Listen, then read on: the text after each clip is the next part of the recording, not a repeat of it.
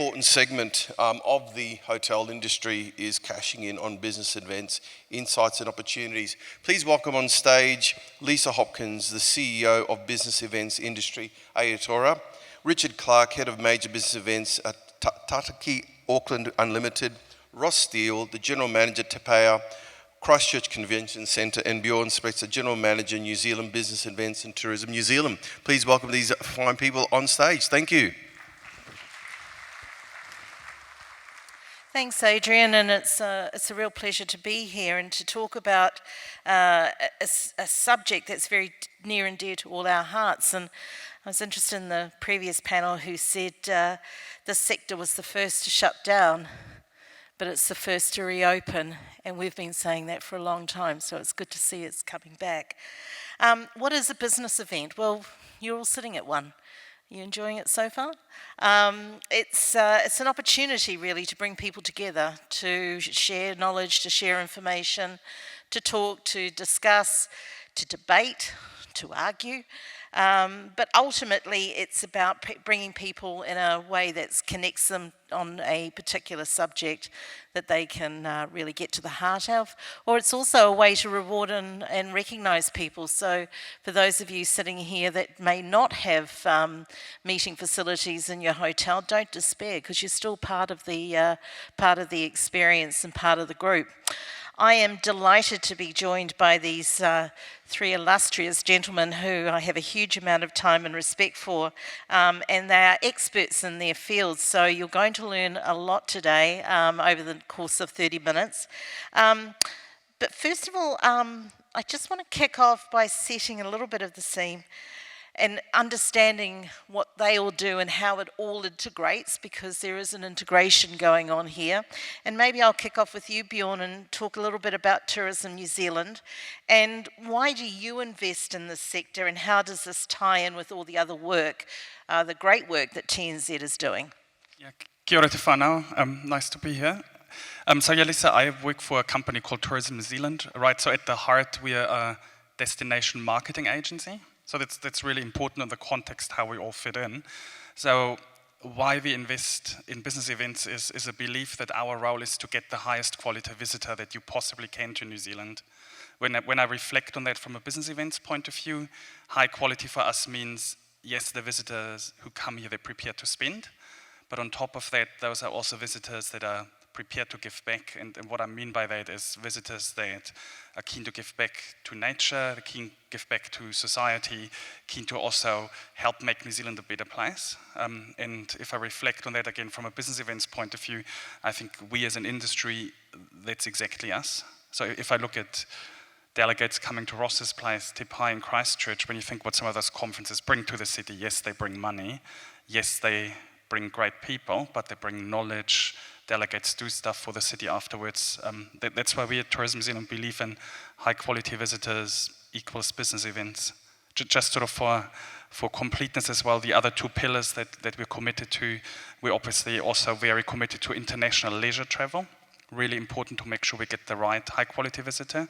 And within that, we also believe that the domestic visitor needs to play a really important role. Also from a conferencing point of view, it's all part of the same system.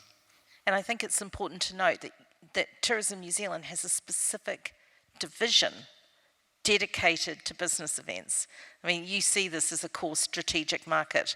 Yeah, so it's one of our three core pillars in driving a high quality recovery. And within my team, I think we're about a team of 12 now committed specifically in New Zealand to bidding for international conferences with Richard and the Christchurch team, where we attract those conferences, and then we've got people based overseas as well. So it's at the core what we do nowadays.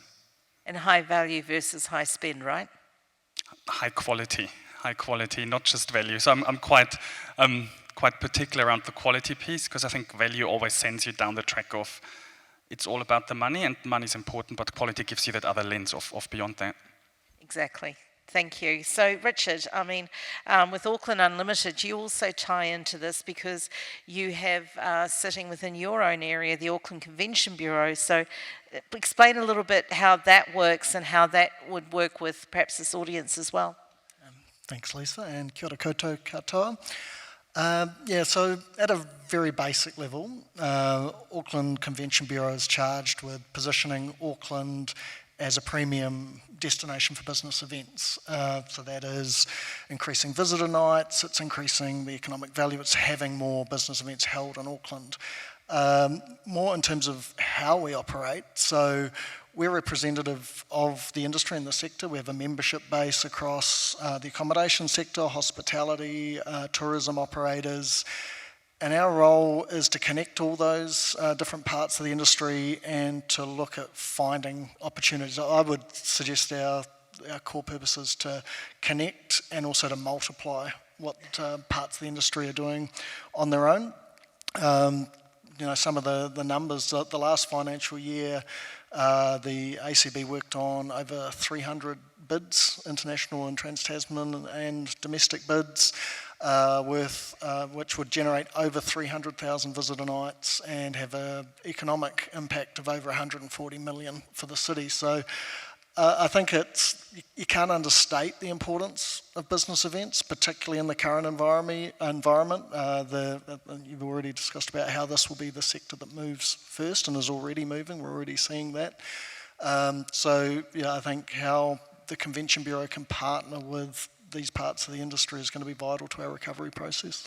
And it's very much about the destination, isn't it? So it's about how do you include everyone within that destination to really fight for the piece of business, bringing it to Auckland, and then you kind of figure it out after that where it sort of goes, right? Definitely, there's a lot of storytelling around why Auckland, why Tamaki Makaurau, and we're very proud that we've been the number one MICE destination in Oceania for the last 2 years. So leveraging off that, the amazing natural resources we have, plus the amazing infrastructure we have to support business events. And I spoke to us being a multiplier, making sure that when an opportunity is identified, that we maximise that across the industry. Now, you've had some great news. You released the other day the Viaduct Event Centre is going to be back online next year. We've got this great facility that we're sitting in right at the moment, amongst many other facilities. NZICC, in a couple of years, your friend next to you, though, he's kind of up and running, and I might just switch over to Ross Steele. I mean, Ross, to talk about why it was so important that Te Pai got up and running, and what's the impact it's already making on Christchurch? Yeah. Hello everyone, kia ora. One of the things, Te Pai Christchurch was a cornerstone regeneration project. So in its own right, it was really important for Christchurch to get up and running so that we could start bringing visitors to Christchurch for another reason. Convention centres in their own right work with bureaus and Tourism New Zealand to bring events to the city to drive incremental growth over and above what the leisure market can bring, and brings people for a different reason. So it diversifies the visitor mix, and I think, whilst my friend here, Bjeorn, wants to bring the high value and what's that? And quality. I think you need to diversify the visitor mix for a city. So you need to bring people for a different reason, whether that's visiting friends and family, whether that's coming for a backpacker experience, whether that's cruise, whether that's coming in for a business event. So it diversifies the visitor mix. The other thing that conventions does, they mainly happen during the winter months. So they happen predominantly between Easter and wherever Easter sits within the calendar, and November. And so for a city like Christchurch, it's really important that it smooths out that seasonality, and that is, that's really important for the hotels in particular. And rather than seeing one season, we can now bump that into almost 2 seasons. So that's really important.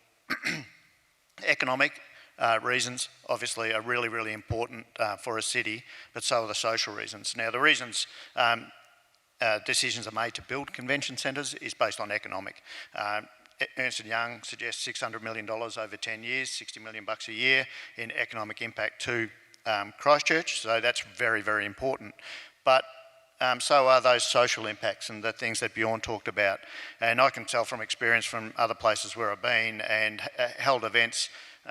We often talk about World Neuroblastoma Congress, childhood cancer between 0 and 5, brain cancer.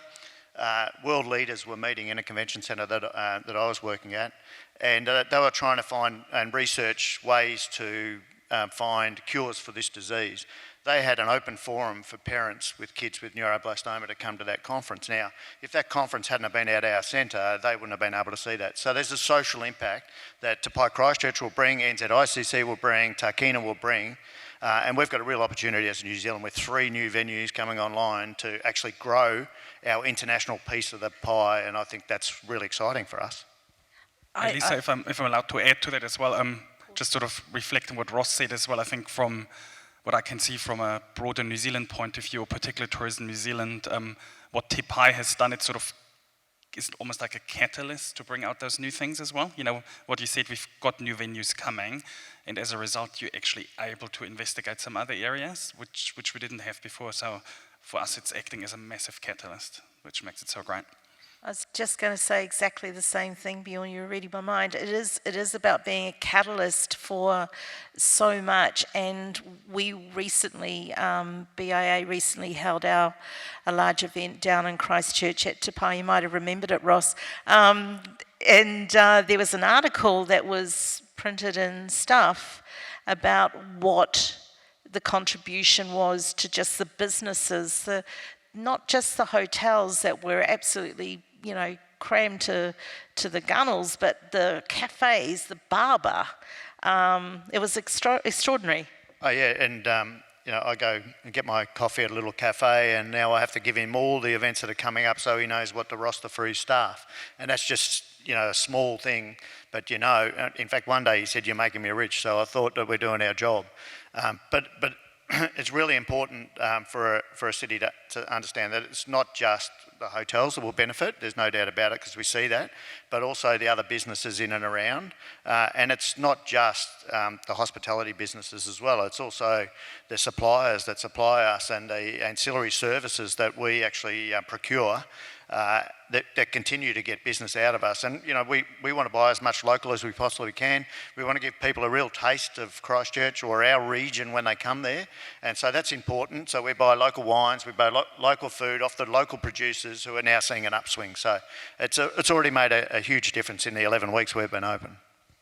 I'm just going to put in a little advertising plug here and now. So tomorrow I'm going to be running a workshop just on all of this. So for anyone out there who wants to send any of your operational team along, come along and I'll explain to you how it can be done, how you can have a really successful, thriving community thanks to this sector. Now, I know I run the business events industry for Aotearoa. And I'm passionate about the sector. In fact, this place that we're sitting in, I used to be the sales manager here. That's how passionate I was about selling conferences and incentives and things like that. But frankly, at the heart of it, I'm just an events girl. I love a damn good event, sporting, music, whatever it might be. So, Richard, let's talk about all things events, and let's talk about leveraging, you know, the big major events, obviously the most recent being America's Cup here in Auckland, but we've got a few decent events coming up on the calendar that are going to be super exciting. How do you leverage major events, business events? How is this a strategy that, you know, I think Auckland really looks at when they consider how much they're going to support a major event like the FIFA World Cup, for example? Yeah, that's a good question, and the word catalyst that you've all used is predominant in that decision. It's not just about the event, it's about what else will the event do. So America's Cup, for example, generated a whole lot of infrastructure through the waterfront, and FIFA will deliver amazing outcomes in terms of our football infrastructure and parks and rec infrastructure. But from a business events point of view, one of the trends, or one of the pieces of advice we receive, we'd be interested to understand if Bjorn's hearing the same thing, that beyond the initial bubble we've got of visiting friends and family, that purpose-driven tourism will be more of a trend, that people will need a reason to holiday, particularly to come somewhere that's a long-haul market. Climate impacts start to weigh in, so to extend duration of stay, business events, major events have a major part to play in that. We saw a great example of that last year with the Lion King. So the Lion King being held at Spark Arena was one of the few major ticketed events going on in the world, and was a real hub for the accommodation and hospitality sector. But we also saw a lot of local and domestic business events wanting to book in Auckland around that, bring their families and have other reasons to stay longer. And it was a great example, a great success story in the middle of a pandemic. Going forward, there's many different ways. So we talk FIFA. FIFA is multi-layered. So there's the ancillary events. So in October, this venue will be full of 800 VIPs from around the world attending the FIFA draw. Now, those VIPs are all CEOs and influencers within their own companies. How do we present our case for them coming back and hosting their corporate events in Auckland? How do we focus on incentive tourism around large events like generational events like the FIFA Women's World Cup, where, again, we have a catalyst to drive those outcomes? Quite even broader than that, we looked at the ocean race, which unfortunately is no longer going to be hosted in Tamaki Makaurau, but one of the positive benefits of that was the Ocean Summit. As a climate change conference was scheduled for last year, had to be postponed, but evolved into a month-long series of climate festivals that will be retained and will be held in Auckland this year. So there's a really broad way of looking at our major events portfolio and how we look at it. Another example, we have World Rally coming up, supercars coming back, all within a 3-week period. And so we're looking at how heavily leveraging the motorsport industry around sector and industry conferences and events during that period, and for their sponsors as well. Yeah, because we haven't really talked about the incentive market, which tends to always be a little bit more high spend, because they stay in 4.5, 5-star lodges, they eat at the best places, they do these really amazing bespoke events, they spend a lot, and things like what you just talked about, I mean, that's an ideal catalyst, we'll use the word again, to encourage those organisations to come to New Zealand. And of course, the other thing is, and Bjeorn, please nod your head when I say this, that it's true, that with business events, they also are more likely to come back again and bring family, oh, thank you, and we rehearsed that well, and bring family and friends with them after they've had that experience here. Absolutely right. So when you sort of look at immediate benefits beyond the conference or the incentive, what we know, people will come back on a longer leisure holiday, particularly for conferences. So massive opportunity in that whole pre-post conference, and then also what will delegates do in 2 or 3 years from now. A lot of them will come back eventually. Yep. Yeah, just on the numbers that we've got, 30% of international delegates will bring their accompanying partners and families and spend either 2 to 4 days pre and post touring. And the domestic market, that sits at around 10%, and they'll spend some time pre and post touring as well. So, and I think they're right. All the studies that I've been involved in the past is they'll come back and you get 2 bites at the cherry. So all the data that we have and all the information that we've been given told us that before COVID, this industry was valued at around $1.5 billion. It's a significant industry, but it's not just about the event itself. It's, as you say, it's about all the other stuff that it generates. It's also possibly why we're a little bit of a flavour of the month with government and with Minister at the moment, because of what this kind of business does generate. It's really exciting. And Ross, you've just opened the doors. How does it feel? Oh, it's just great to be open, I think, and I think in New Zealand, we've had a number of false starts, then to hit COVID and to have even further false starts, just to have the doors open now is fantastic. Like I said, it is a regeneration project for Christchurch, and it's just great to be starting that process now and to be delivering for the city, but also for New Zealand. I think, like I said, I think it's a real, it's an exciting time for New Zealand in the international business events environment, with 3 brand new centres coming online. With the support of Tourism New Zealand and the bureaus, we are stronger together and we'll be able to leverage up. And as we leverage up, the rising tide will float all boats and we'll all get a piece of the pie. And with that becomes the economic benefits that come with that, but also the social benefits and the interconnectivity to the economic policy of those regions that we're in. So I think that's, we've got a once in a lifetime opportunity in the next 3 years. Yeah, and as you say, we've got Takina, we've got the NZICC coming on board. It actually is, it almost feels like an absolute privilege to be having 3 world-class, globally, of a global standard, purpose-built convention centres in one country. It's actually often unheard of.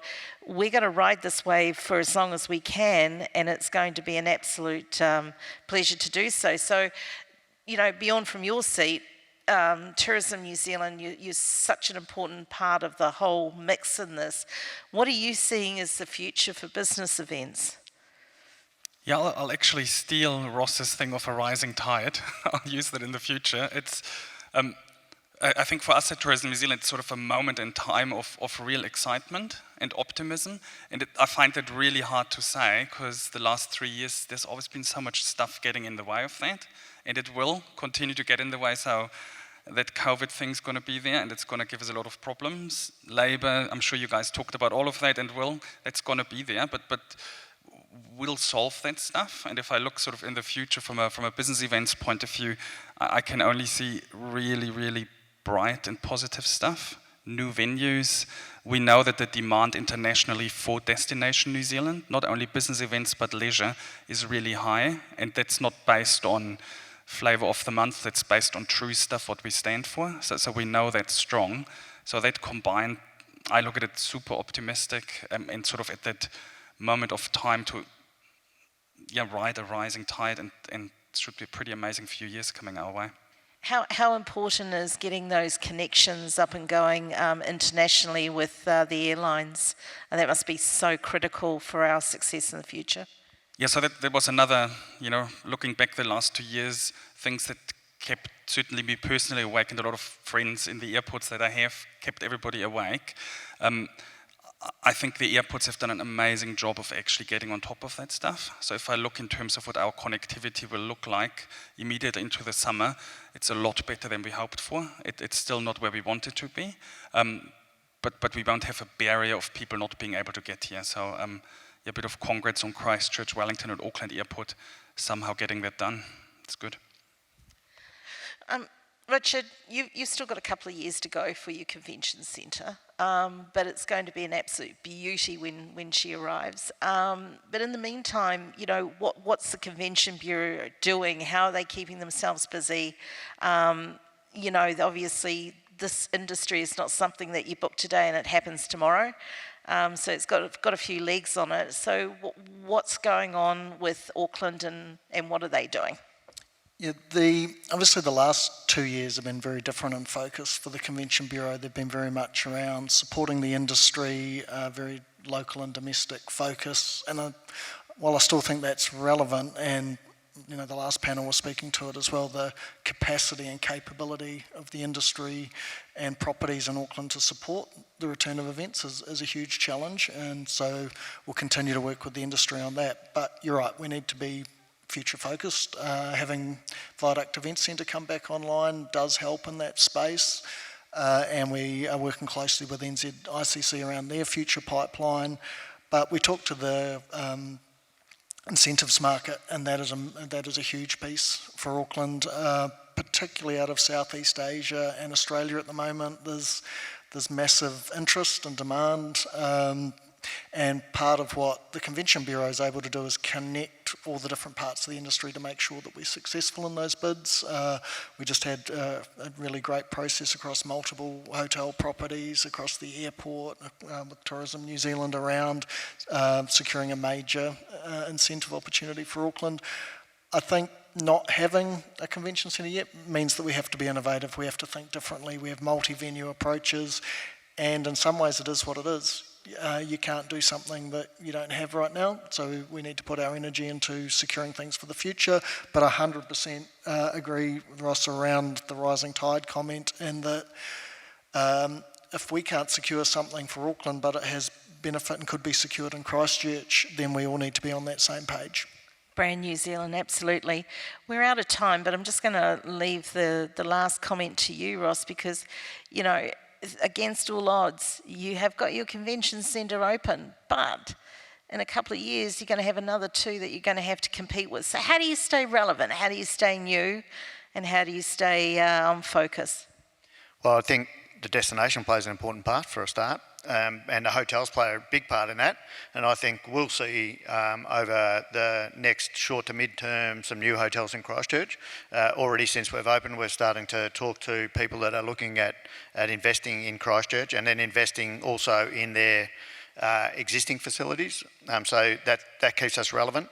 The centre itself needs to continue to maintain its relevance. But what I would say is internationally, this is a long lead time business. We are, a conference knows where it's going in the next probably 2-3 years. We're chasing the one after that.